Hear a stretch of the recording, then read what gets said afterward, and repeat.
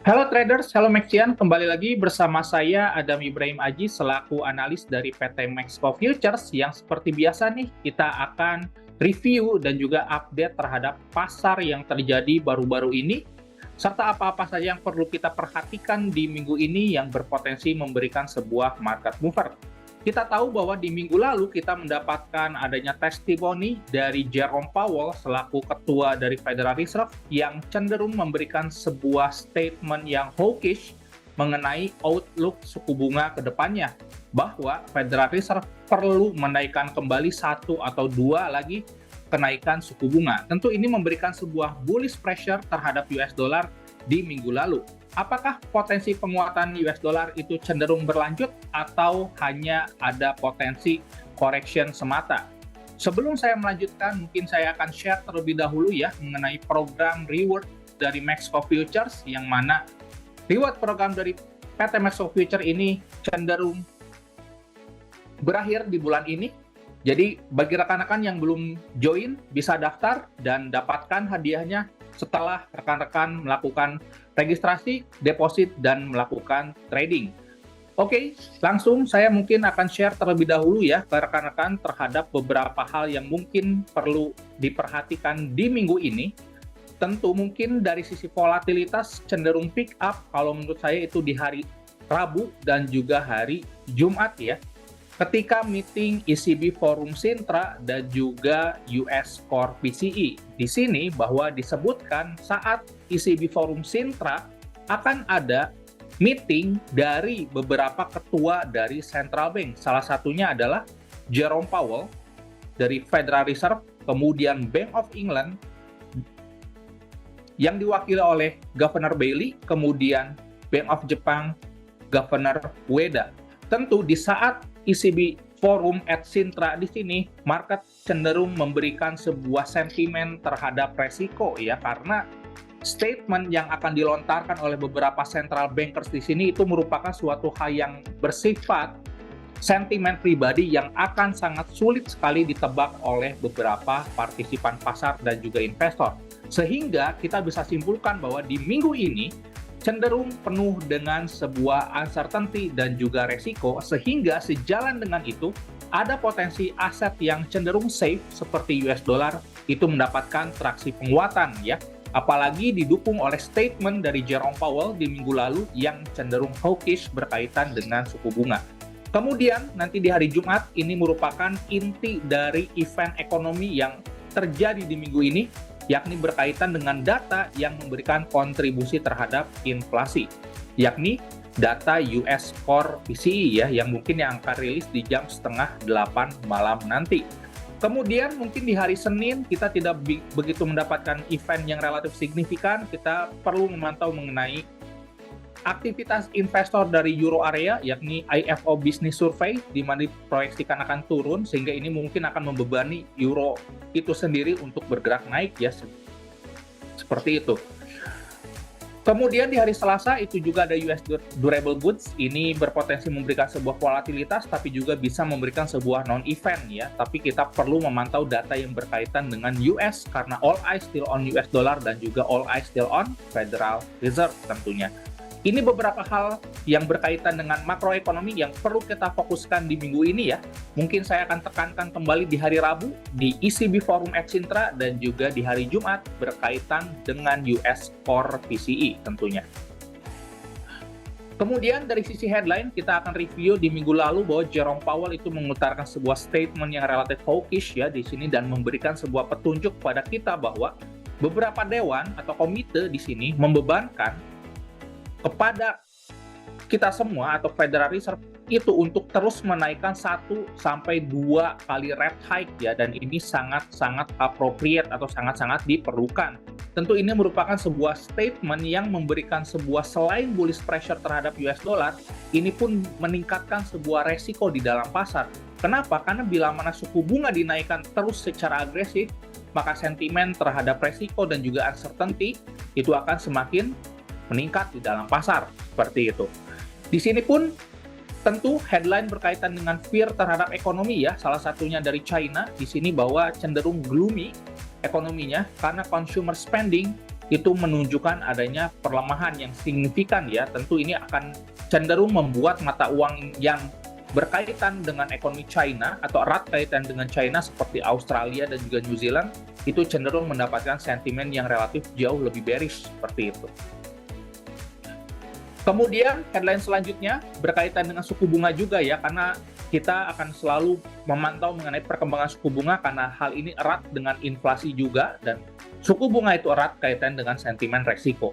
Menurut Goldman bahwa suku bunga Bank of England cenderung dinaikkan 5,75% ya, dari sebelumnya itu di angka 5,5%, which is ini merupakan forecast yang cenderung hawkish, dari sebelumnya 5,5 naik ke 5,75. Dampaknya apa, Pak Adam, terhadap pound sterling? Tentu ini bisa memberikan sebuah bullish pressure, tapi kalau misalkan pasar berasumsi ini cenderung memberikan resiko dan dari sisi data ekonomi UK nanti menunjukkan adanya penurunan, maka pound sterling mungkin akan relatif tertekan ke arah bearish movement seperti itu. Dan kita bisa lihat bahwa headline dari sisi UK Economic itu cenderung mengalami sebuah hal yang gloomy ya, sama halnya seperti China, karena beberapa investor di sini meningkatkan taruhan terhadap potensi ya, UK mengalami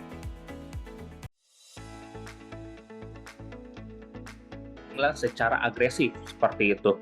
Jadi bagi rekan-rekan yang trading di pound sterling harap waspada ya, karena cenderung pergerakan dari sisi pound sterling itu sendiri akan erat kaitannya dengan sentimen resiko di internal negara itu sendiri.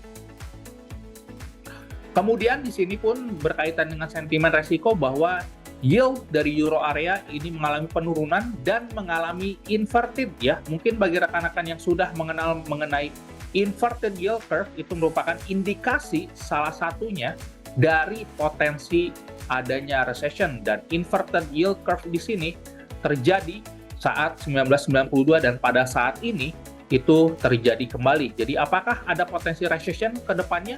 Ada kemungkinan bila mana suku bunga itu dipertahankan atau stay di level yang tinggi dan juga inflasi secara global khususnya negara US, Euro area dan juga UK itu mengalami nilai yang tetap tinggi seperti itu.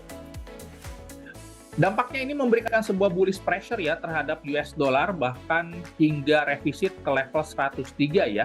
Kalau misalkan saya beri outlook di sini, indeks dolar itu cenderung mengalami kenaikan ya. Kenapa? Karena secara teknikal ini cenderung membentuk sebuah pattern double bottom ya di sini, dan area neckline-nya sudah tertembus, sehingga kalau misalkan harga terkoreksi kembali ke area neckline ini yang tadinya adalah sebuah resisten become support, maka indeks dolar bisa berpotensi kembali untuk revisit ke 103.2 ya, ke area yang saya tandai di area ini. Apakah ini akan terrevisit? Secara teknikal ini bisa terrevisit ya, mengingat harga cenderung gagal menembus level area hijau yang saya tandai ya di area ini, sehingga probabilitas untuk naik dari sisi indeks dolar ini cukup besar. Dan ini berpengaruh terhadap pasangan mata uang yang dipasangkan dengan US dollar seperti Euro USD ya. Di sini pun Euro USD sama ya, ada potensi bergerak turun karena secara teknikal ini pun membentuk sebuah pattern double top. Neckline-nya tertembus sehingga bila mana terjadi sebuah correction, mungkin ada potensi untuk kembali correction ke area ini ya, yang mana sebelumnya adalah area resisten become support seperti ini. Ini area target yang bisa kita jadikan acuan ya, kalau misalkan kita ingin melakukan short, ini target konservatifnya, tapi kalau misalkan kita ingin jauh lebih agresif, mungkin bisa mengincar area ini ya, seperti ini.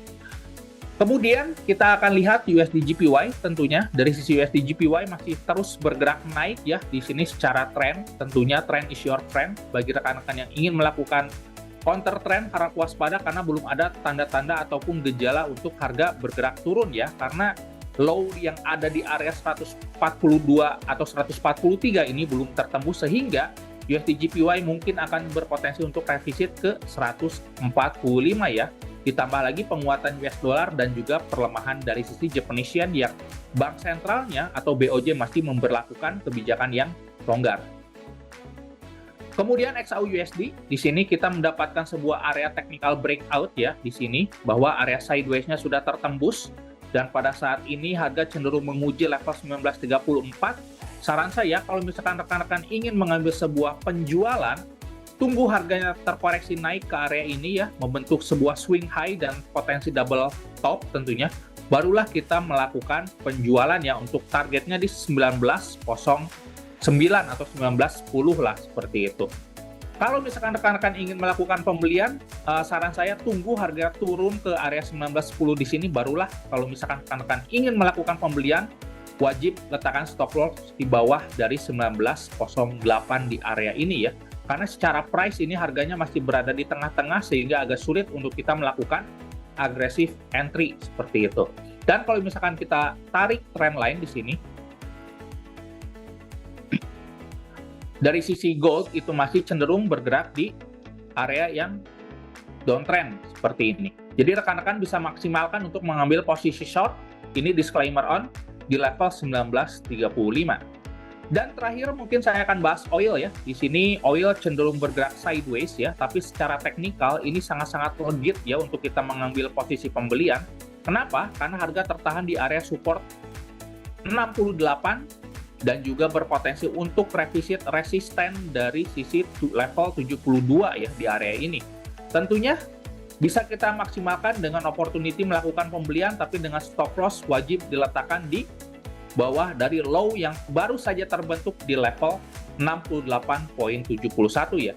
Dan mungkin dalam 1 minggu ke depan range untuk revisit level 72 sangat sekali mungkin, mengingat oil masih cenderung bergerak di area sebuah range. Dan alangkah bijaknya kita melakukan trade adalah buy low dan juga sell high seperti itu.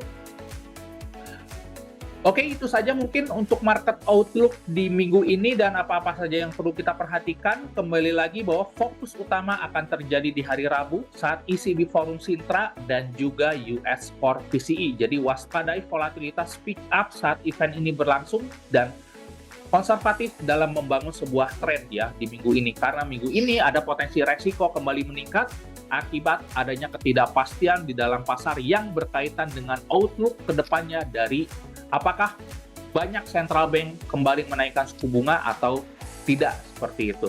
Oke, itu saja mungkin untuk market outlook pada minggu ini. Happy trading, safe trading. Assalamualaikum warahmatullahi wabarakatuh.